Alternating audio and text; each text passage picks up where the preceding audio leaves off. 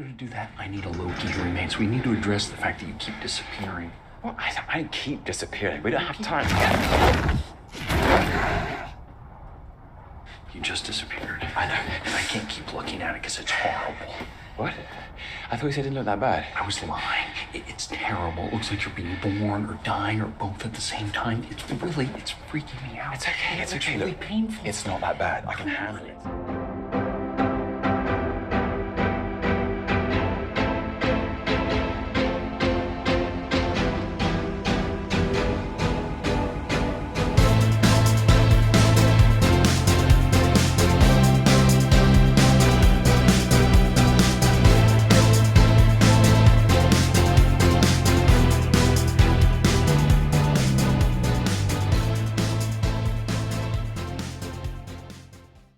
Welcome everyone to What the Fiction. This is our show, High Tea, Low Key. I'm Marie-Claire Gould, your host, and joining me for all of these episodes is Robin, the great, the icon. the icon. It's been a couple of years. Yeah. Yeah. Because that's how long production takes. I literally, one second, need to actually look it up because I literally didn't look up how long it's been. But you were much younger. I was in grade 9. It was COVID times. So Oh, no, because I cut my hair midway through, so it was in between grade 8 and grade 9. yeah. Wow. That was so long ago. Oh my gosh. It was so it's been 2021, so it's been 2 years. Yeah, it's been 2 to 3 years, yeah. 2 years, because it was coming out of the summer, right? I consider yeah. it like 2 to 3 years because Yeah. school stuff. School. I mean, 2 solid years, and you're already into the 3rd year because it's been the summer has passed. Yeah. So, we're back. I said I would be back. You were so doubtful that I would want to come back, and I'm back. So No, it's I mean, awesome that you're back. yeah, it's sad that we can't stream it though. But Yeah, but we're gonna record the podcast. the Patreon people will love this. They'll be wild for this. Well, and I'll release this like with images associated with it as well. And Yes. once the actors strike is over, I will release this to the hordes, to the masses, so they can all appreciate you, Robin. Well, yeah, I mean, in the last few like 2 to 3 years, I have gotten better at analysis, so of character and story. Thanks, Mom and Dad. I guess. I'm quite literally excited to see what you have to offer. Yeah, I did some light Googling. I did some light Googling. I mean, that's always where it starts for me sometimes. So unless I already know what I need to say, which has become easier with time. But let's dig into this season 2, episode 1 episode. But first, let's with High Tea Low Key. High Tea Low Key, we have tea, and today we're not having a branded tea. We're just gonna have tea around our houses because I didn't prepare enough for this season. You like speed made a slideshow too. I made a slideshow too, which is good. And so this is actually a decaf market spice, which I'm super excited about. It's a very interesting type of tea. I've got some cream. We'll have our tea with this. And Robin also brought down some maple cookies. So you might hear us sipping our tea, which you're more than welcome to join us in, and have a cookie.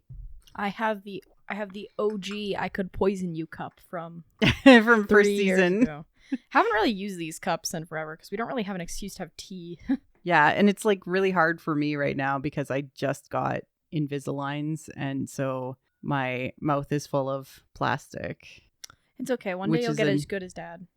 Will I? I don't know. Dad had Invisalign for 5 years. Was it 5 or 4? It was 5. Oh my god. It was like just about he like passed the 5-year mark, and then he finally got them off, and now he has a permanent retainer for life. So the title of this episode was Ouroburos.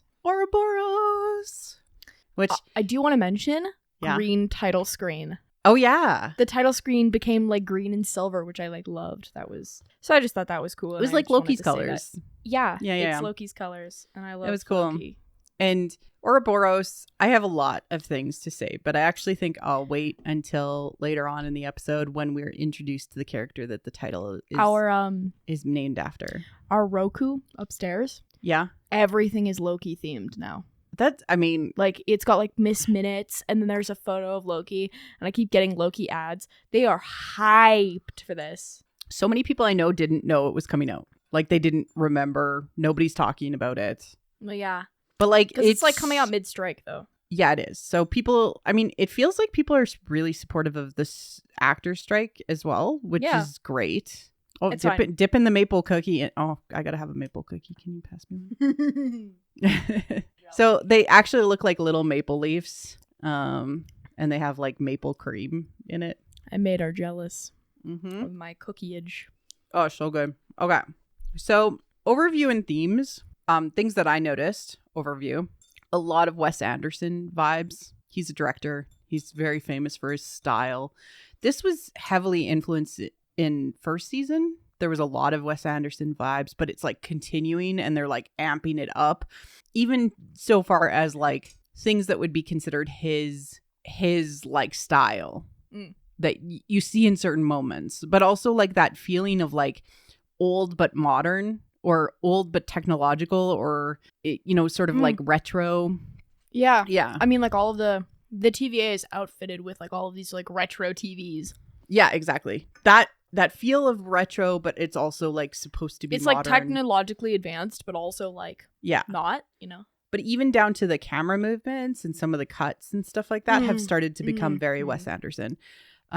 There's sort of like this theme of cracks appearing and then that leading to a chain of events that cause more cracks to appear. Uh-huh. That's I mean, really cool. On the theme of cracks, like there's like we're beginning to see the flaws in everything, in what the TVA stands for, in how like the people in the TVA view themselves and all of these things, and like things are not as they seem or are starting to show their damaged nature. Absolutely. Why am I trying to eat and podcast?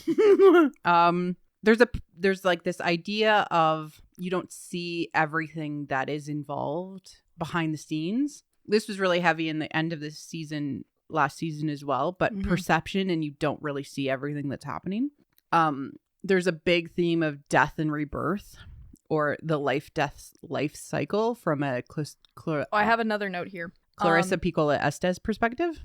I have another note about the order of things is beginning to crack. Oh yeah, love it. Time is a circle.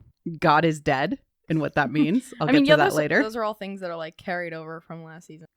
As above, so below, which is a cool thing that I'm going to go into. Mm-hmm. You actually had predictions from last episode. I did. Yep. You said Loki won't hold anything against Sylvie. He doesn't. And he absolutely doesn't. Good on you. Yeah, no, he literally has a whole scene where he's like, I don't understand why she would do that. But he's like not mad at her. And you also predicted your hair would be the same 4 years from that time. And is your hair well, yeah, we're the coming same? up on like 3 years. Yeah, it's like it's you haven't the had a same. haircut in a little while, but you've been maintaining the same style. Same haircut. Yep, same style. I know myself well, and I also know Loki well. Yeah. I want to shout out to the now head writer, Eric Martin, who was one of the main staff writers last season and has now taken over as the head writer from Michael Waldron, who's still the showrunner and the main executive producer. But there's a lot of people involved in the writing of this. They had a writer's room for this particular episode. Shout out to Catherine Blair, Amber Dupuy, Brett Malin, and Kazra Farahani, who, of course, were the writing room. And this was directed by Justin Benson and Aaron Moorhead, who also directed an episode of Moon Knight. I have not seen Moon Knight. It's so good, Robin. And it has Egyptian stuff, which I think you would love. So totally watch it if you want to. I did go wild for Mesopotamian stuff. Ooh, yes. All right, so we start out exactly where we left off. Season 1, end scene. I mean, the production of Loki season 1 was cut short because of COVID, right? It was, yeah. And so I knew that this was going to start immediately where they left off, because you told me like, oh yeah, they were meaning to add more, and when Loki season 2 comes around, they're going to finish up where they left off. I totally forgot that it got cut short because of COVID. I apparently have a better memory than you do. You are younger. And so he jumps into a truck trying to avoid people because nobody recognizes him. And this is a mail cart, and it crashes into the face of the one who remains. Yeah, I think that it's interesting that the first crack that we like start to pay attention to is on the floor, on the symbol on the floor. And like that's the one that marks that we're in the past, right? Yeah. But it's important to note that the first crack we see is in Kang's face, you know. Yeah. I don't know what that might mean symbolically, but I think it has significance.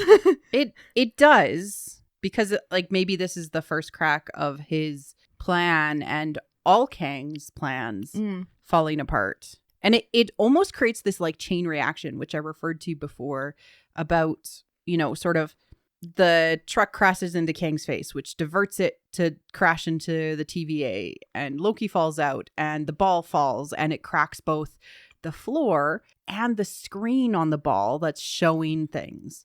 And it's the same sort of crack pattern in all of them. I feel like it kind of, I want to say there's like a crack in Loki's perception because he realizes something. Yeah. He realizes, oh, I'm in the past. Yeah. When that floor cracks. Well, it's especially like Casey being there and him being like, it's me. And Casey's like, who are you? I found him. You know, but then he time slips forward and realizes, oh, hey, the crack remained. And now this Casey recognizes him. Yeah. I love Casey. Oh, man. I'm so happy he was back like right away. Yeah, no, I'm happy that everybody's back. We got B-15. We got Renslayer lore, which I don't really remember a lot about Renslayer. I need to remember things. Rewatch. Probably. Well, she was like basically in charge of the Minutemen previously, and she was one of the judges too. And so the judges. But yeah, I want to say, if you didn't notice it before, you're gonna notice it now if you rewatch this episode, because everything is amber and cyan. Every color in every scene is either a very like an orange or kind of yellowy orange, or it's cyan primarily. Like those two colors are super, super prominent. I think that's also a Wes Anderson thing. It is, and it's also a way to psychologically use a filter to amp those colors up and create anxiety and stress. Oh, I was so stressed. Yeah. It is a technique. It's used like how people use Canon and D in music. It's like classic. It's like the classic like contrast thing too, to show contrast in scenes. Contrast in emotion, especially. Exactly. So Loki time slips away, and Casey goes looking for Mobius and finds Mobius and B-15 looking at the timeline and trying to decide what to do next. And B-15's like, we got to tell everybody. And Mobius is like, but everything, what do we say? Everything you've been doing is wrong and all your gods are dead. Mobius being really worried about Loki and like, oh, he's here? Yay! Yeah. Also, Loki's like screaming time shifting thing reminds me, there's like a few pieces of art where there's like faces coming out of cloth. Oh. Like marble statues. Right. Yeah, it reminds me of that. Like Yeah. It was horrific. It's cool though. It's like really, I am very interested as to how they did that, but it's really cool. I love it. So, the executive producer, Kevin Wright, actually talked about this to TV Line, and he said he can't wait for the behind the scenes reveal to show you what happened, but it's primarily Tom's performance and them like blending that together. Oh, that's cool. And using just like a little bit of like just a little bit to like do the strings. There's like a lot of really fleshy strings. Well, and also like ripping of his skin and gnarly and stuff like that. But like it totally wants me to see. I want to see those scenes with the behind the scenes. Also, I said this out loud when we were watching it, but he like has a realization and then he like grabs his thigh. He's like, oh, yeah, emotional. Grab my thigh. I did want to talk a little bit about God is Dead, because it's a very famous quote that is mostly attributed to Nietzsche. Were other sources before that, of course, Nietzsche being the famous philosopher. The quote that I wanted to kind of talk about is, this is all in context. Nietzsche was talking about how modern science and modern man has basically killed the need for God.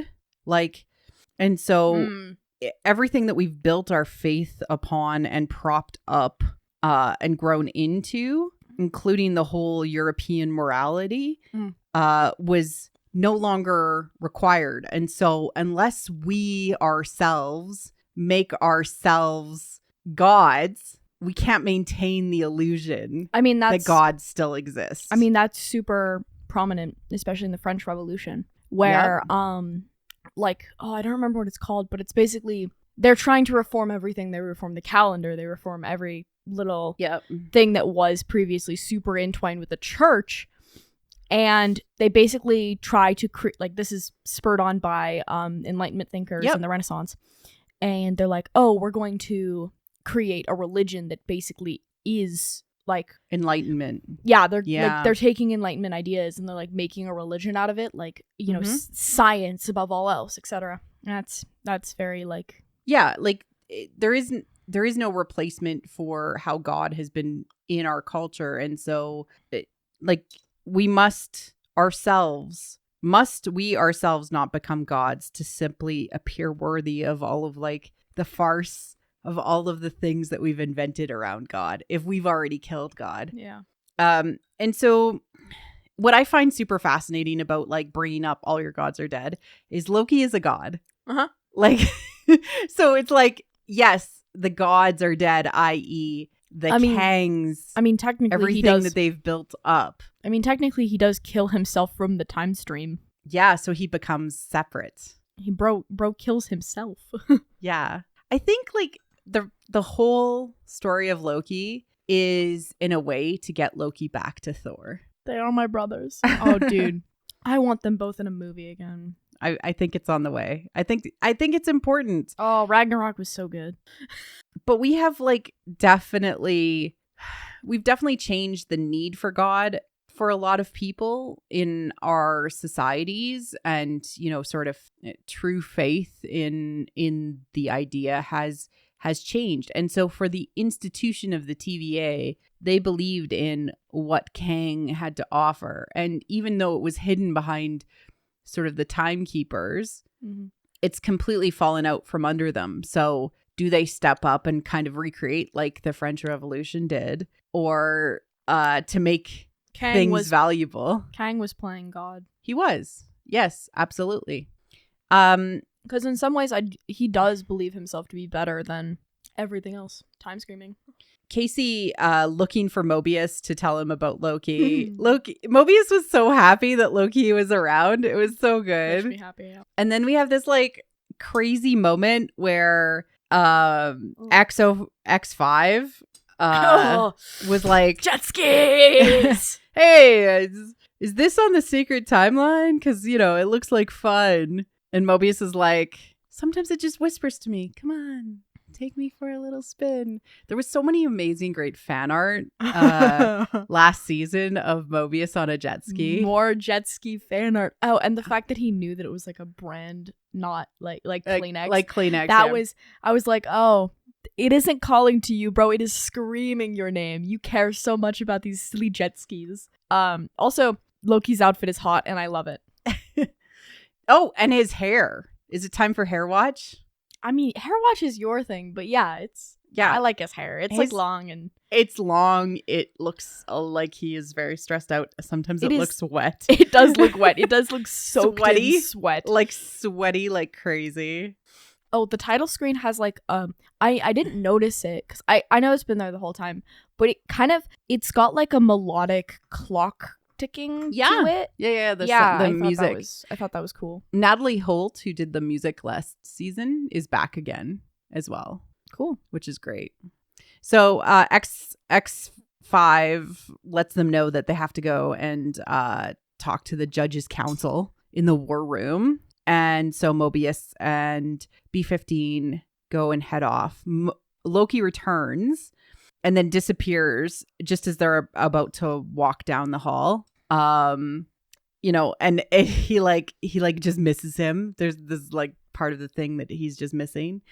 And I love that phrase frame. Ooh. He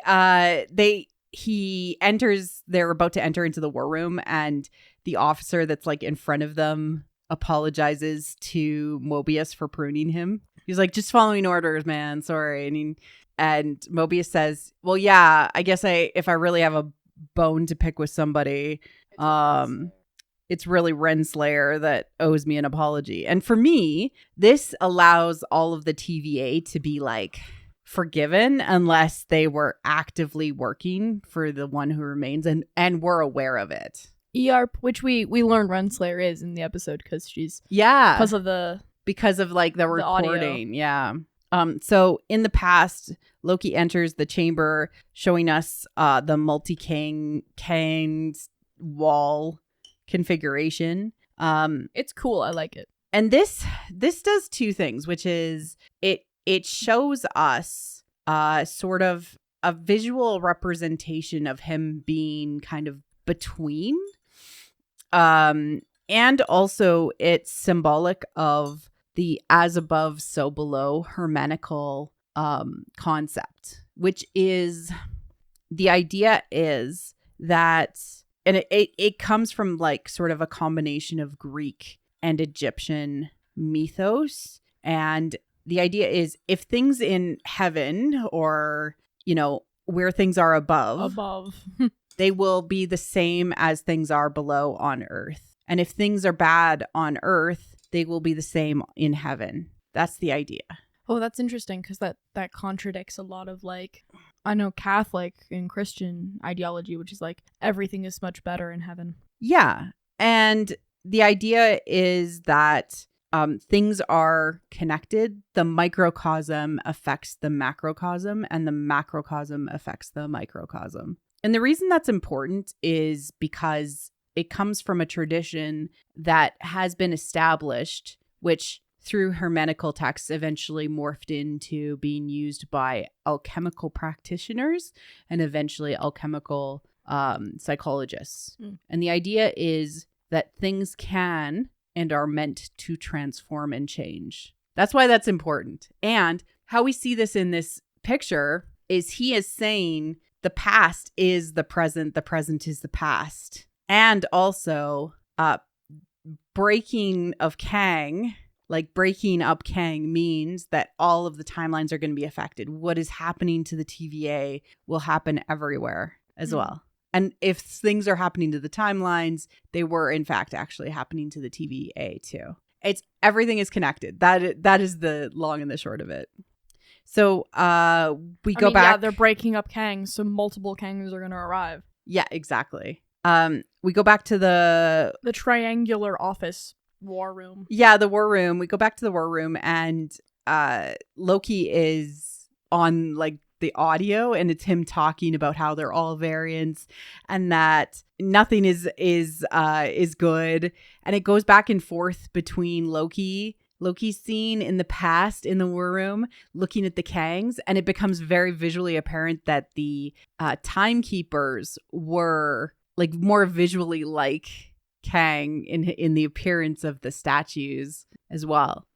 And then Loki turns on the tape and we listen to Renslayer, and you hear, "You're quite the marvel. I would be proud to lead a team.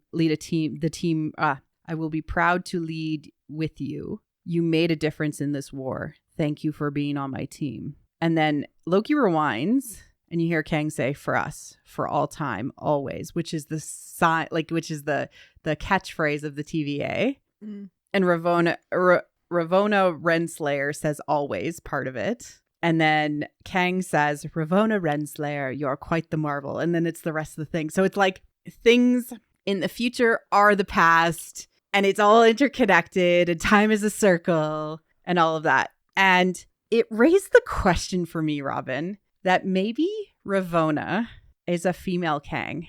Oh, that would be cool. A bit weird though because they have chemistry. Like Sylvie though, right? Like Yeah. that sort of idea. Like Ravonna is something special. She's quite the marvel. I don't know. What do Sylvie you is think? quite the marvel. Too, but like, what do you think of that idea? Is it too outside?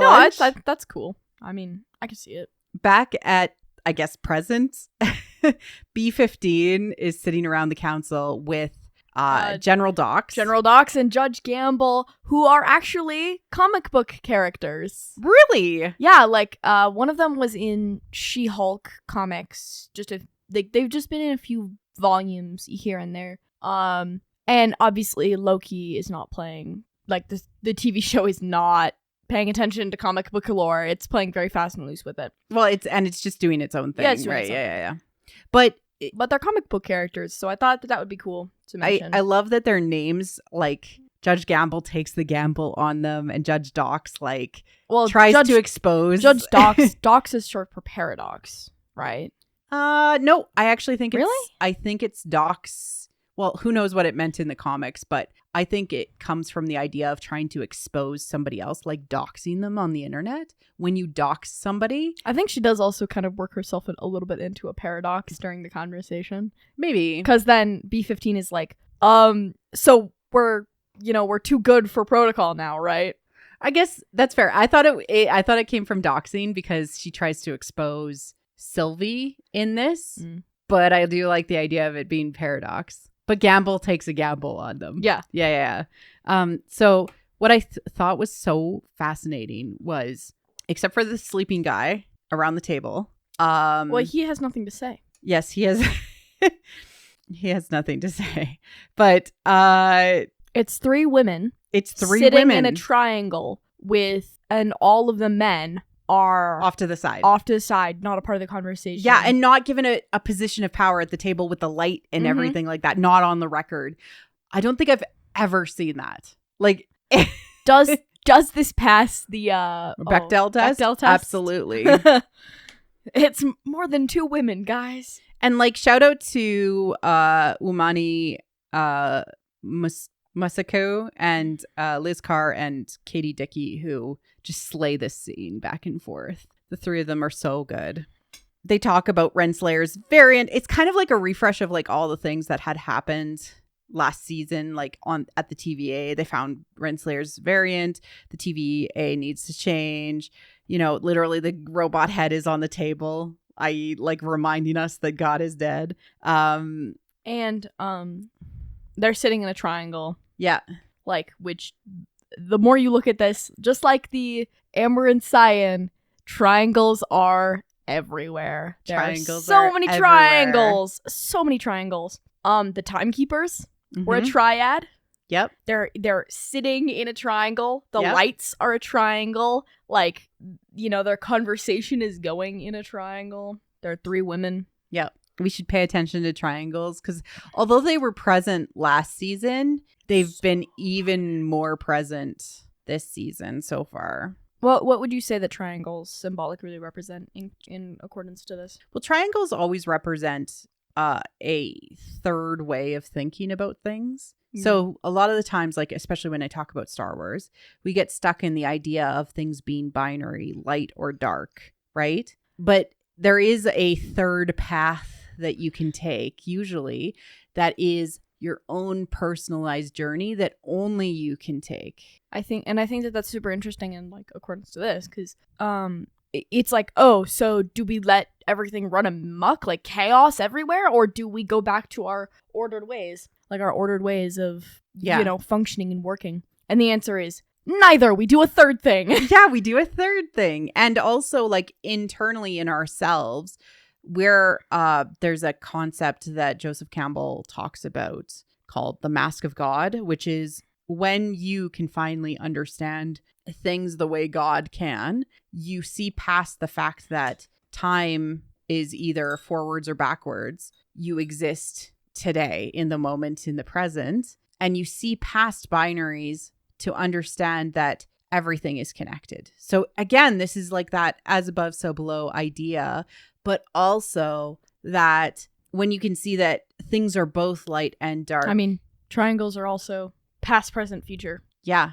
and that and being present is really I mean, if you important. want to tie God in, it's the Father, the Son, and the Holy Spirit. Yeah, that's also a triangle. Yeah. Triangles. Triangles. And triangles kind of also represent like perfect harmony a lot of the time. Balance. Yeah. Yeah. So we'll track this from a symbolic perspective to see how much it develops throughout. Loki appears and tell me you recognize me to Mobius. Oh, I love them. And they're back together. They've and got camaraderie. They're besties. They're besties. It's a little hard for me not to ship them. But it's okay. I live. I understand what you're doing, canon, but can't they just ride off on a jet ski together? I mean, I'm sure there's tons of fan fiction you can read. Marvel fan fiction is always a hit or a miss. Oh, really? Yeah, it's not that great, honestly. I did read it was like a 200,000 reader X Loki fanfic at one point, and it was really good. Oh, good stuff. I don't ship myself with Loki. I ship X random woman with Loki. Okay. I never like X reader because I don't ever want to put myself there. I want to put a random, not real woman in there. It's not me either. I'm not a huge self, and I just like to project onto characters and then ship them with other characters. I'm learning so much. Too much about me. Loki grabs a pruning stick and destroys the wall. Yes, which is he's burning away the illusion of the timekeepers into the reality that he who remains is there. Oh my gosh, that's great. Yeah. He's like showing the reality in this like, that's who's coming back. Yeah. Yeah. Burning away all of their illusions. And this comes into that idea of like what they were perceiving is not real and things like that. General Docs, who I know from The Green Knight, Katie Dickey, have like a super weird sort of relationship. Like, oh, it's so weird. It was weird, right? Like they they're had obviously so much like tension. There was a lot of like they're obviously working together for do you think they're reasons. the same variant? No.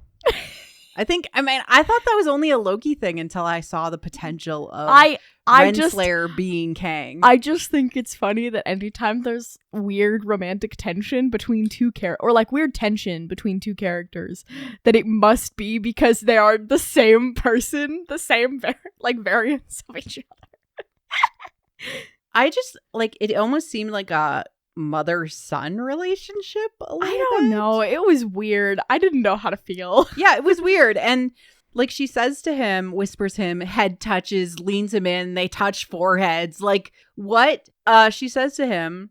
It's a little bit of like a I made you, I control you vibe. Maybe the timekeepers were fake, but the warnings were real. And this is where like I got like the malicious intent, like doxing concept of like trying to reveal the truth about somebody publicly and take down things, take down somebody because of it, like take down Loki and Mobius and B-15. Yeah. Anyways, it was weird.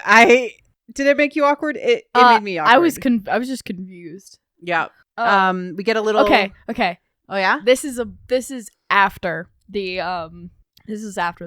Okay. thing What that happened I wanted next? to talk. Okay. Go ahead. To talk about. So basically, Mobius is like, it's fine. We're gonna go. Okay. Tell me what has happened to you. He's super comforting, super sweet, which is like, yes, you are the sweetest. And Loki being like, I just wanted time to think. This is before that moment. No. Yeah, it is because he gives like a quick recap of like they met the guard dog. No, because they went to the Citadel. They're talking. They're talking as they're walking. Yeah. I took notes. And he kept saying, I wanted time to think. And then he gets into the thing. And then he proceeds to go back to it. But yeah, Tom Hiddleston's acting while saying, I just wanted time to think. I wanted to draw attention to it because the intention work was gorgeous. I loved it. Like, it's so interesting that you're taking like so much acting now in school and also like. Well, technically, for a little while, I'm going to be doing 4 shows because I don't do my lunchbox theater until like a few like Yeah. a week from now. But- and I start GNS, so I'm already doing a show there. I love that you I'm doing so many are theater. digging deep into acting and can like understand intention a lot more. So you love the intention of I just needed time to think and Yeah, how he because goes it's also like the way he talks about it is very, he's not blaming Sylvie. He's not Yeah. even really blaming himself. He's just like, I just wanted the ability to think this through more, which is like so not Loki, because Loki's so, I'm based on intuition. And this Loki, especially the Loki, like not even Ragnarok Loki, who might want time to think, this is 2012 attack Loki. Yeah. Who Just got arrested for trying to, destroy Earth. He's like, the fact that he's like, I just wanted time to think is so like showing of his character, because he's basically like trying to think logistically about things, like trying to, but I think that the acting was great. Honestly, Tom Hiddleston's acting throughout this was so good. Like I was yes. He was acting his butt off with with the time slips, with how he expresses his emotion towards Sylvie whenever she comes up. I just really appreciated that also the fact that Mobius and Loki kept like grabbing each other, like, you're here, you're real, you're good, okay, we're good. And like the charisma between Tom Hiddleston and any other character is always off the charts, right? So no wonder everyone ships him with everybody else. I just really appreciated that we got a speed run of the Cloud Monster Aloth, the guard dog, the Time Citadel, Sylvie making a decision, and then and then we fought.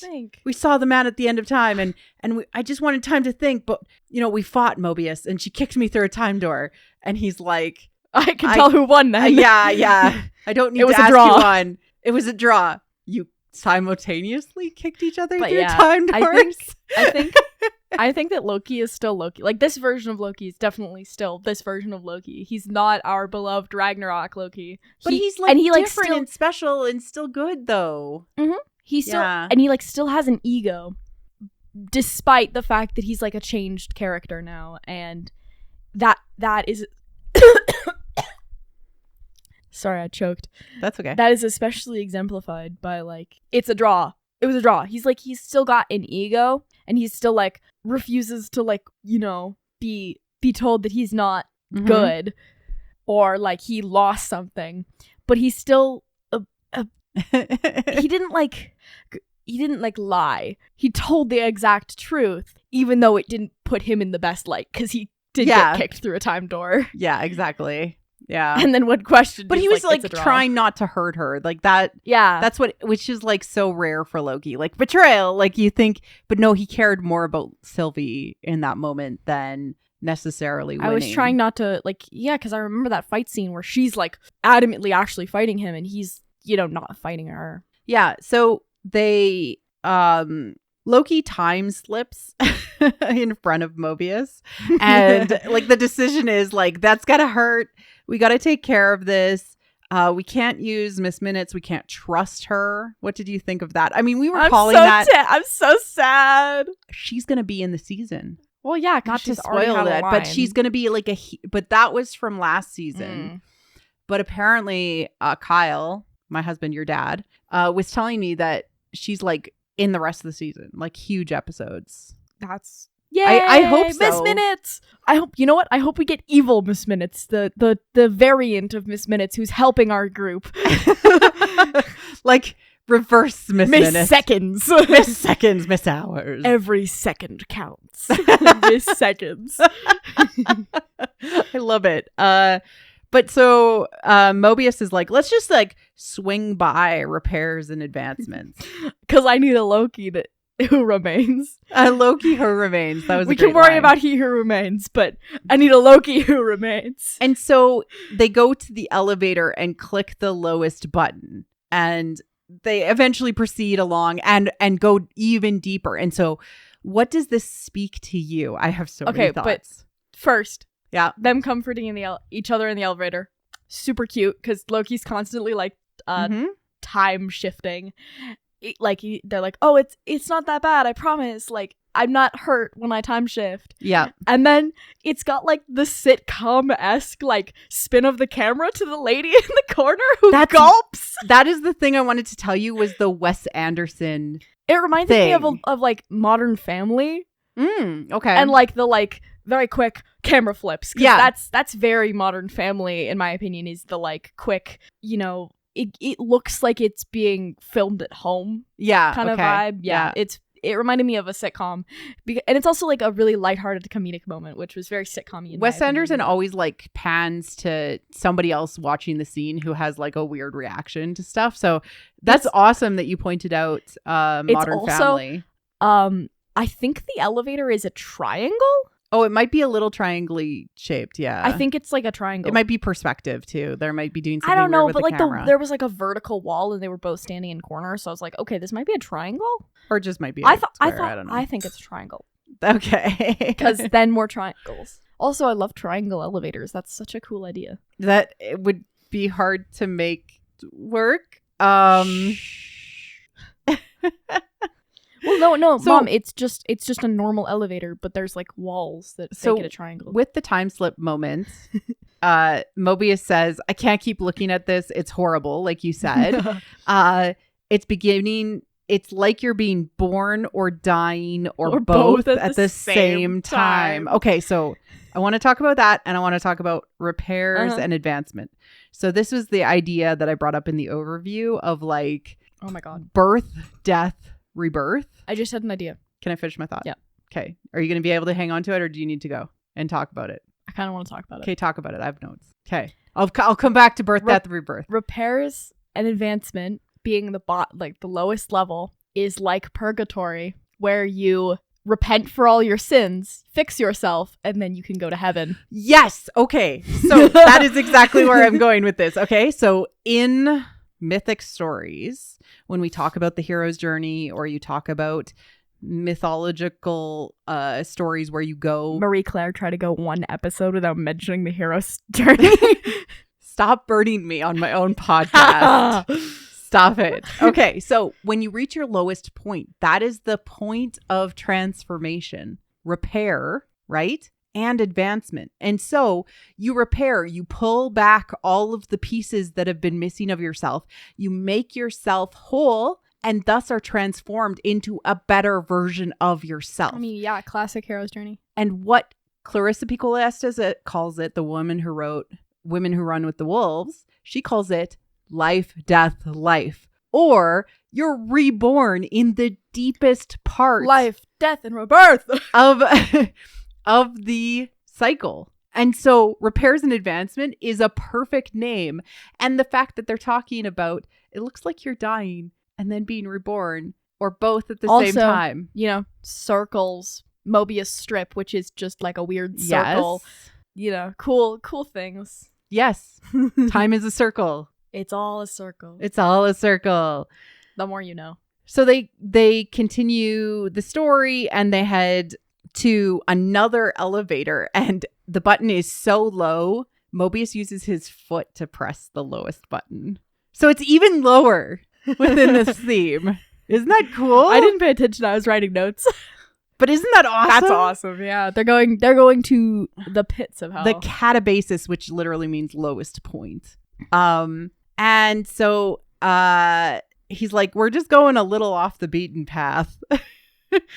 And they arrive at repairs and advancement, and we have my beloved oh, yeah. Okay, we'll get there. My beloved Ki Hui Kwan, who you know from Everything, Everywhere, All at Once, the bagels with circles, and it's all connected. Yes, and also Indiana Jones, the Temple As of a Doom. child. As a child, yes. Why must we feel the need to mention that? And, you know, I love him so much, and I'm so happy he's in this, and I hope he gets nothing but 1 million episodes ever of everything. I want him to be in everything going forward. I mean, yeah, I love this, like, quirky character. It feels like the people who were, you know, they were trying to decide who to cast for Ouroburos, and they were like, I just watched Everything Everywhere All at Once. We should cast that guy. Yeah. Yeah. Absolutely. He's so in right now. But he says, I'm Ouroburos, and recognizes recognizes Morpheus. Mobius. My mouth is a little full right now because of the Invisaligns. Okay. I'm Ouroburos, but he calls me Obi. Can I talk about Ouroboroses? Sure. Okay. So Ouroboroses are, of course, a snake symbol that represent rebirth. More circles. Great. And also the idea that snakes can come between life and death because both they can shed their skin. So that was, people looked at that and were like, oh, it's being reborn. And they could go between the earth up top and go below. It's associated with a never-ending cycle. And also it is the symbol that is most associated with the experience of dying, consuming your own tail, and being reborn. Oh, wow. Great segue. Buy Mom's merch. There is another kind of Ouroboros called the Ouroboros Lamensky, which is actually where we get the idea of the infinity symbol from. It's on your merch. Which turns into a Mobius strip that we now associate with infinity.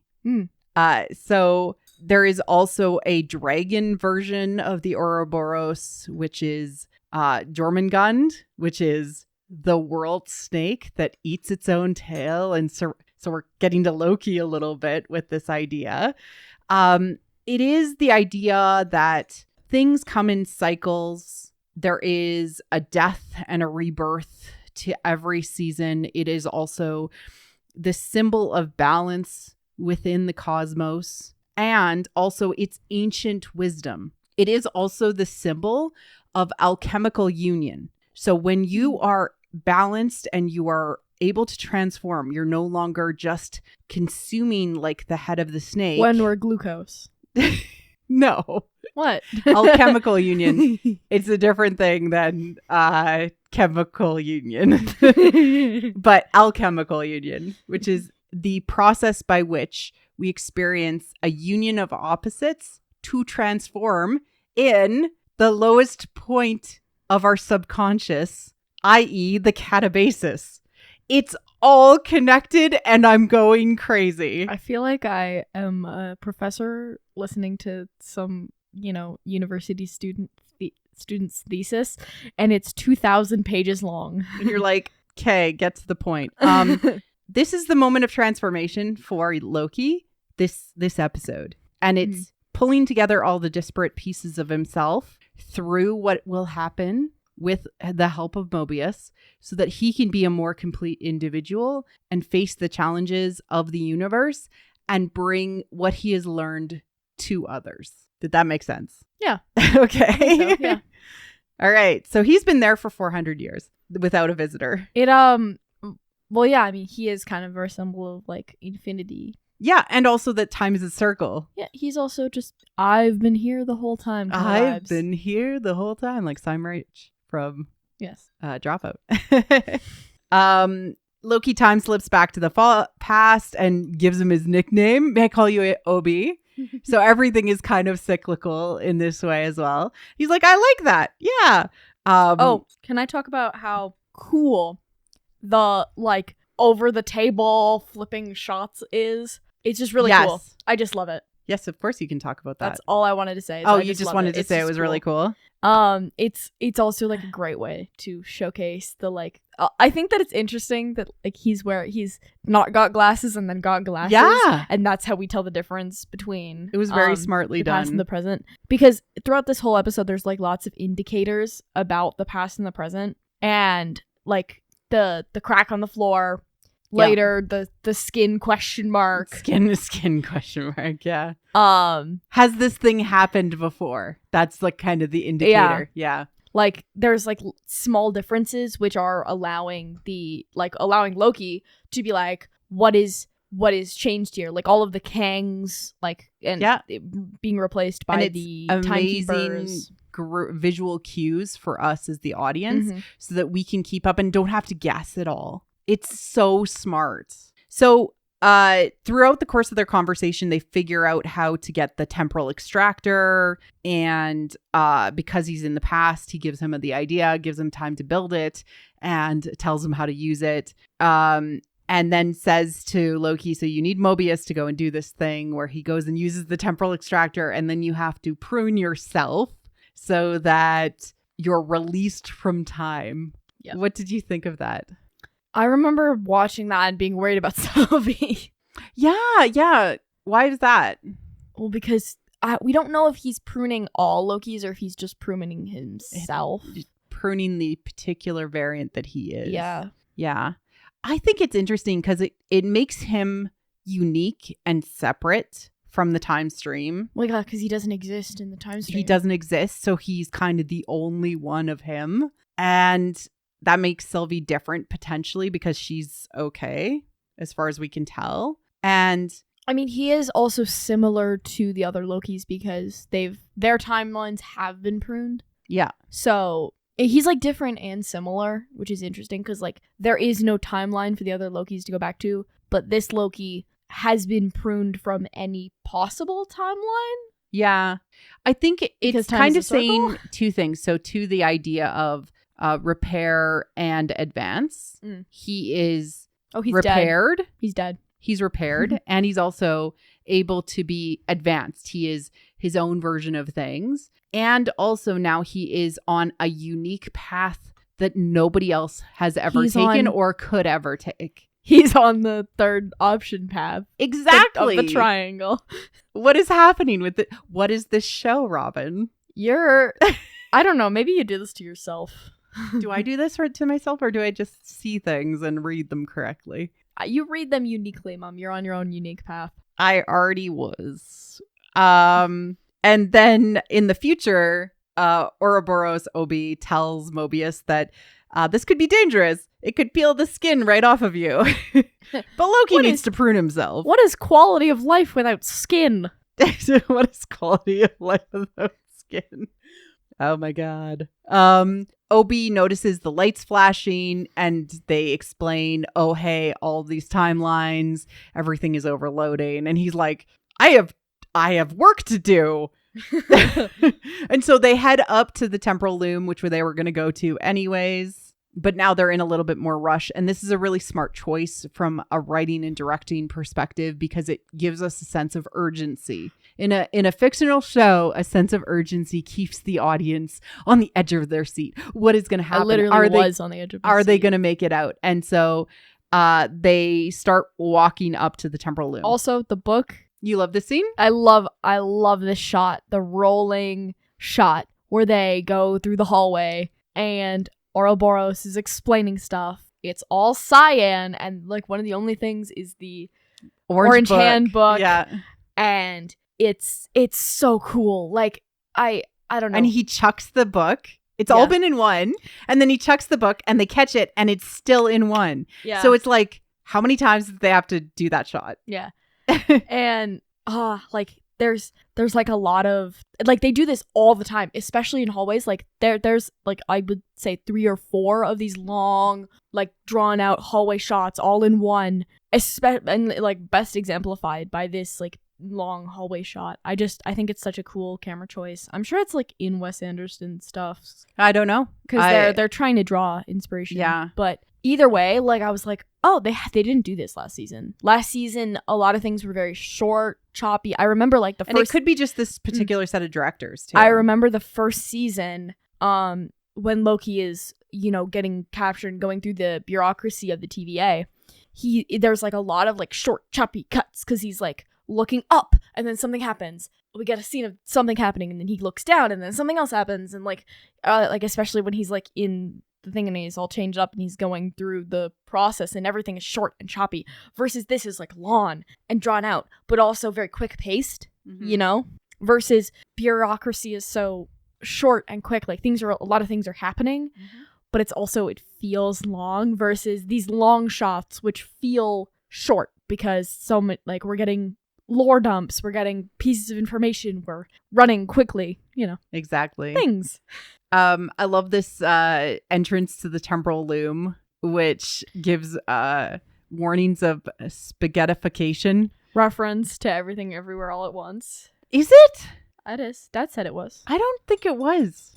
But I think it is. it was a reference to earlier when OB was talking about, like, you know, you could be... Have you ever entered a black hole? It's like spaghettification. I love the Wemyss, like, warnings. Like, one has a helix warning. There's, like, all DNA. of the warnings. DNA. Like, yeah, along the top. It's great. And so they're entering the temporal loom, which refines raw time into physical timeline. I love the idea that it's weaving. It's literally a loom. It's literally a loom. It weaves them together, and it's never had to weave this many realities together. So, Oh yeah, because it's really only been like one or two. There's only been one, because everything else, the sacred timeline, was never created. So I wonder what the... Oh my God, Mom. It makes the fabric of time. Yes. And it's kind of like, sort of like the Greek mythology idea of like weaving fate. And oh yeah, with the fates? Yep. Yeah, with the fates, right? So, and now it's got to do too much. Like, it's got to weave all of these realities together, and it twists them into kind of a thread, which is such a cool visual. I can't get over it. And the thread is what they display on the monitor. And OB says he doesn't get down here too much. Miss Minutes took care of everything. I only had to come up here to do... Yeah, I don't need to come over there to do diagnostics every few hundred years. Yeah, exactly. And so he's got to bring down the blast doors because this is a disaster, to protect the TVA. And I love that he's like, you know, we need to... You've got about an hour. And he gives him the watch thing and says, when this turns green, and it literally looks like a pocket watch, like a large pocket watch. And you've got about an hour. Crash. Another crack happens. You've got 5 minutes. And no, you've got 5 minutes. And I went and looked forward in the episode, and when he closes the blast doors, he had given Mobius an extra minute. And so it had just been over 6 minutes when he closes the blast doors. I mean, he's also counting down like 5, 4, 3, 3, 3. 3. I'm so sorry. He really slowed it down right at the end. Mobius himself writes the skin question while he's talking about like what has to happen. And then we have this like amazing moment where one of the Minutemen comes in and says, Dox and her crew are raiding the army to go after Sylvie. And Loki's immediately like, screw my health. Sylvie! Proving once again he is prime simp for Sylvie. He's also becoming less selfish inherently. Yes, of course. Well, maybe not less selfish. Maybe just self-orientated in a different variant. And he sort of talks about how he is like, but I gotta go and help her. And Mobius is like, whoa. Like, you need to slow down. You need to take care of this one problem first, right? This thing. And it's kind of reminding us as the audience as well, and the character, that if you're all apart and your stuff is not together, like you're a mess, you can't take care of others. You can't help others. You can't protect others if you haven't taken care of your own business first. And so not taking care of your own business actually puts you more at risk. Yeah. And also, like, to help others, you need to help yourself first. So Loki time slips to the future, and he sees the skin question mark on it, instantly realizes he's in the future. OB is explaining what's going to happen to Mobius, and it's horrifying how he describes it. You're going to get very old, and your suit is going to melt away, and then your skin will get peeled away, and you will die. It's very horrifying. Mobius points out that his face more cracks guard is cracked in the same way of all of the other cracks. And so what does OB do but stick some duct tape on it? I mean, which sort of we'll stick some duct tape over all of the cracks in the TVA and we'll try to figure it out. yeah, like, which I mean, okay, so it kind of reminds me of this the flex tape meme, Yeah. where it's like the water's pouring out and he slaps the piece of tape on it and it's like, and that'll do.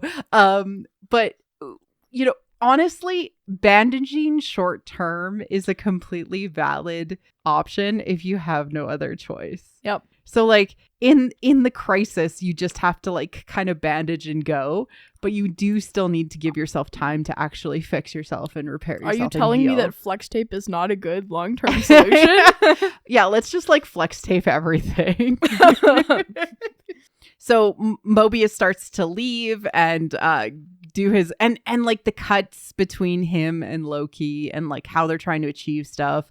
Loki's like running around the TVA in the, I guess, future. But the thing is about the TVA, because the time stream is like always there, it appears to be sort of the problem. The problem is everywhere outside of the TVA itself. I really thought, like, I feel like it's pretty soon after I don't feel like it's too super far in the future. It's hard to tell with the TVA, right? We don't know. Like the TVA never really changes except for the Kangs, which were very obvious. But yeah, it's hard to tell, and like sort of OB's impression of time, right? So you know, OB's like there trying to watch him and Chilling. make sure like he's okay, but standing next to that crack, right? Yeah. Loki's looking at his like thing, and he's like, there's still time. So there's this feeling of like urgency, and there's still time to do what he needs to do. But then suddenly we hear this phone ring in the hallway. I don't know what it means. It's so ominous. The phone ringing? Yeah. It's a shorthand for time is running out. It's used in the Matrix. That's where I recognized it from. The first, like the phone rings, and it's used as a constant sound that creates a sense of urgency. The phone is sitting next to an elevator. The watch basically shows that Mobius has put the extractor in place, the temporal aura extractor in place, and we see this elevator like try to open, and there's Sylvie trying to like get out, and it's like a birth moment. No, seriously. No, seriously. Like, Okay, this is Mom. what's happening. This is what's happening. No, you're fine. It's just I know, but okay, but that's what is happening. It's Yes, like a it's birth fine. moment. She's like crawling out, and he is pruned. from behind. I assumed it was Sylvie. I thought it was Sylvie too, but But her hair is different. She's not the Sylvie we see. Yeah. Oh, like after the credits. I also wanted But she to recognizes him. Mhm. So what is happening? I'm confused. Yeah, her hair is definitely different. I was Yeah. like confused, like, because she's got bangs. She's got bangs. Yeah. So what's happening? No, Mom. She's gone through an emotional change. Her and Loki have broken up, and she's gotten bangs. Have they broken up? I don't know. I'm just being silly. I'm wondering if the Sylvie that is after the credits is the same Sylvie. I'm just like, I don't know. She got bangs. There is bangs. Well, I mean, she shows up in what, the 80s? Yeah. But so that's bangs. But first, like, Mobius is trying to hustle his way back. Loki comes out of a birth moment, as it were. Rips from the time stream. And they Oh my go god. through. Oh my god, Mom, they cut the umbilical cord. Anyway. They did. And Anyway. they go through a gateway, i.e. a birth. Oh god. And immediately he's like, we need to find Sylvie. Anyway, so I did want to say that on the door, as you like look out on the platform, it says 4 time always. Yeah. Which I thought was cool. Which is like the TVA. Yep. For all time. No, 4 time always is what it says on the door above the entrance. Yeah. Like, but the TVA line is for all time always. Yeah. And so General Dox is sending people after Sylvie, and we wrap up the episode. But wait. There are tears in Loki's eyes when he sees Sylvie. Oh, Yeah. he And I got thought Misty. No, like a legit tear falls, and I think Tom that's... Hiddleston, you acting. Oh, it's probably the menthol. Oh, they put the menthol. No, I mean, some actors can just legit do that. Yeah, it reminds me of the scene from Oran High School Host Club. Oh, What? that's They random. have a crying competition, That's really funny. and Tamaki can cry on command. Anyway, More recently, Elemental, when they try to make people cry. That was funny. 1982. 1982 is significant for me. It was the year I was born. oh, Yeah. good job, mommy. You are born. All right. Broxton, Oklahoma. Why do you think this is significant? I don't know. Okay, so They're in America. Sylvie is partially based on another character that is not Loki. Sylvie is partially based on a character called Sylvie Lushton, aka Enchantress. Yeah, you talked about this last season. And Sylvie, in one of the storylines, is from Broxton, which was one of the locations of New Asgard originally in the comics. And so the Asgardians show up, and one day Sylvie ends up having powers, and it's because Loki gave her powers. And so we're kind of having like an origin story a little bit. She's also kind of going through a rebirth herself, and like showing up to Broxton, like remaking herself as a McDonald's employee, apparently. She also wants to eat everything. It looks simple and it looks happy, and she hasn't had that in a really long time. She hasn't had that ever. And like not starving, not scrounging for food, not running, and just having security, like, and safety, which is really nice. I mean, like the last time they really had it, like any of that was like the train scene, which was on Lamentus, where the world was dying. Yeah. So not even really, but like they were there and they were talking about being bisexuals. Yeah. I mean, that was good. But that ends episode 1, Ouroburos, of season 2. She's not wearing Loki. her horns. She's not wearing her horns, and she doesn't have bangs. So what's going on? She's gonna get bangs. The 80s is gonna influence her. The 80s, yeah. You know, every once in a while, you make a choice to get bangs, and then you regret it.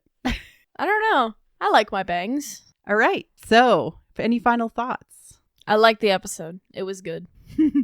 It was really good. I'm really looking forward to next week. It was a banger. I think that coming into the season that way is a really good decision. Yeah. Yeah. And it felt like there was stakes, even though we know like this is just the start of the story. It starts out with this like huge idea. Have like it felt like, oh wow, there's a lot of stakes. Mm-hmm.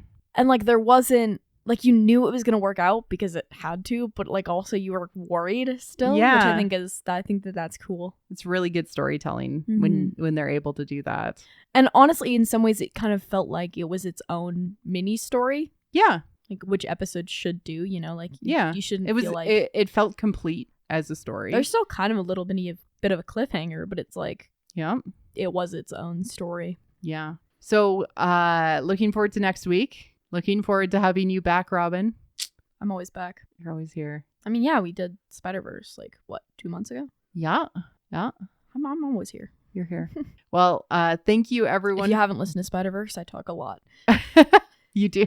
And I roast you a lot. We had a lot of thoughts. Nothing like your children to keep you humble. All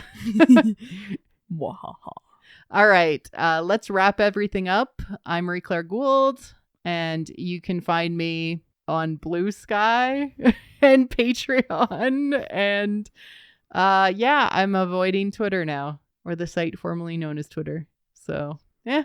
I never was on it in the first place. No. But you can find me here. Yes, you can. As I'm still a minor. Leave me alone, please. But thank you for your thoughts, Robin. And we'll be back next week with the next episode. And if you haven't seen our Loki reviews and you're like, wow, they do Loki reviews? I'm just a silly Patreon follower. Go check those out. There's streamed. There's fun. There's a chat madness. There's, cookies. We talk about Gator Loki, which I want. Oh, we went to Disneyland Paris and we saw Gator Loki. Yeah. I want Gator Loki. I want him back. Oh, a cool thing already at Avengers Campus. Loki and OB are characters that you can interact with. What? Already. Like they were out this weekend. I wanted to meet Loki. Right? Oh, Loki as the TVA Loki. oh my gosh. Like he's in the outfit. That's so cool. Isn't that amazing? So like not the like Loki from like Thor Ragnarok or anything. I mean, I love all Lokis. Yes, all Lokis are great. President Lokis. Loki. President Loki for President 2020. Yes. All right, wrapping everything up and look forward to being back next week. Cheers.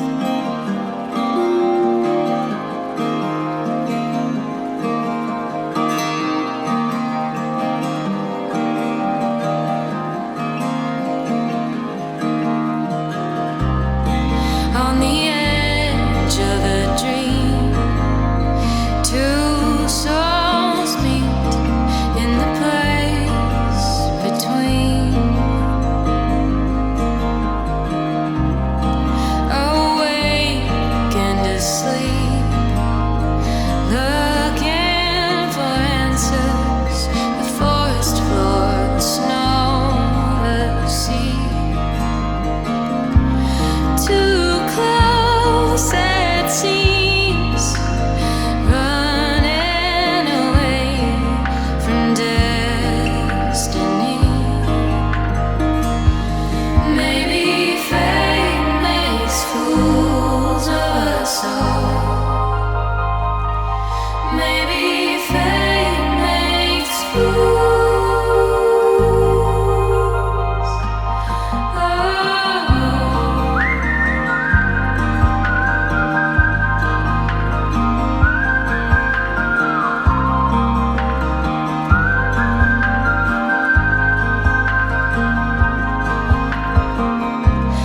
Wayward winter, you felt the call. Tired sighs and lonely fall. Dreaming of the day the past will burn. Longing to belong, his heart yearns. Summer soul look into the skies, watching time.